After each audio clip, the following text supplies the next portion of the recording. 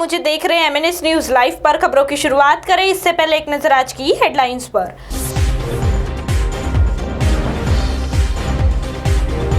घट गई ईंधन की डिमांड, रामदुर्गा की लड़ाई जनता को नहीं भाई, कार्यकर्ता तय करे नया अध्यक्ष। आइए अब खबरें देखते हैं विस्तार से। घट गई ईंधन की डिमांड। देश में कोरोना वायरस महामारी की दूसरी लहर से मची त्राही से निपटने के लिए विभिन्न राज्यों द्वारा लगाए गए आंशिक और संपूर्ण प्रतिबंधों के कारण अप्रैल में ईंधन की मांग में गिरावट देखी गई। भारत पेट्रोलियम कॉर्पोरेशन के विपणन रिफाइनरियों के निदेशक अरुण सिंह ने बताया कि अप्रैल 2021 में ईंधन की कुल मांग अप्रैल 2019 के मुकाबले 7% कम रही। लॉकडाउन के लागू रहने की वजह से अप्रैल 2020 में ईंधन की बिक्री बेहद कम रही थी। इसलिए इस वर्ष अप्रैल महीने में ईंधन बिक्री की तुलना वर्ष 2019 से की गई है। इस वर्ष अप्रैल में पेट्रोल की बिक्री 21.4 लाख टन रही, जो अगस्त 2020 के बाद से सबसे कम है। इस वर्ष अप्रैल में मार्च के मुकाबले पेट्रोल की बिक्री 6.3% तथा अप्रैल 2019 के मुकाबले 4.1% कम रही।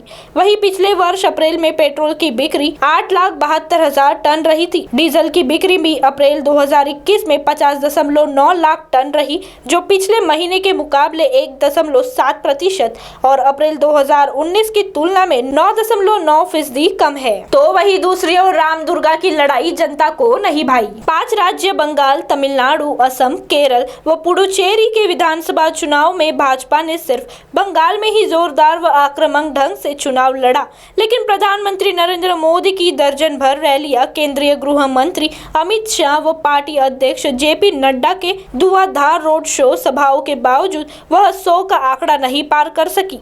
दीदी ओ दीदी, सोनार बांग्ला, खेला होबे जैसे नारे भी कारगर नहीं हुए और तृणमूल कांग्रेस की ममता बनर्जी ने अपना ही रिकॉर्ड तोड़ दिया। वह अब दोहरे शतक के साथ तीसरी बार मुख्यमंत्री बनेंगी। भाजपा ने ज्यादा जोर न लगाने के बावजूद असम में दूसरी बार और पुडुचेरी में पहली बार अपनी सरकार बनाने जा रही है। बंगाल चुनाव के कई मायने हैं। भाजपा के उत्तर भारत में जीत का परचम फहराने के बावजूद बंगाल में उसके पांव नहीं जम पाए। बंगाल में दिखाई देने वाला कड़ा मुकाबला भाजपा कार्यकर्ता नहीं दे रहे थे, बल्कि पैसा, मीडिया व केंद्रीय एजेंसी माहौल बना रही थी। बड़ी वजह चुनाव में सांप्रदायिक ध्रुवीकरण का अभाव था। रामदुर्गा को प्रतिद्वंदी बनाने के बावजूद भाजपा 100 सीटों तक नहीं पहुंच सकी, जबकि शाह ने मिशन 200 प्लस का लक्ष्य तय किया था। तो वही तीसरी ओर कार्यकर्ता तय करे नया अध्यक्ष। कांग्रेस नेता राहुल गांधी ने कहा कि वह पार्टी के भीतर आंतरिक चुनाव के पक्षधर है और कार्यकर्ता ही यह तय करेंगे कि पार्टी का नेतृत्व किसे करना चाहिए। गांधी ने कहा कि पार्टी के भीतर संगठनात्मक चुनाव समय पर होंगे, लेकिन अभी जरूरत इस बात की है कि जीवन बचाए जाए और महामारी को नियंत्रित किया जाए। दरअसल कांग्रेस के 23 वरिष्ठ नेताओं के समूह की तरह से पार्टी का संगठनात्मक चुनाव जल्द कराने और पूर्णकालिक कांग्रेस अध्यक्ष की मांग पूर्व में की गई थी। कांग्रेस के वरिष्ठ नेता गुलाम नबी आजाद के नेतृत्व वाले इस समूह में पिछले साल अगस्त में अपनी मांगों को लेकर कांग्रेस की अंतरिम अध्यक्ष सोनिया गांधी को पत्र लिखा था।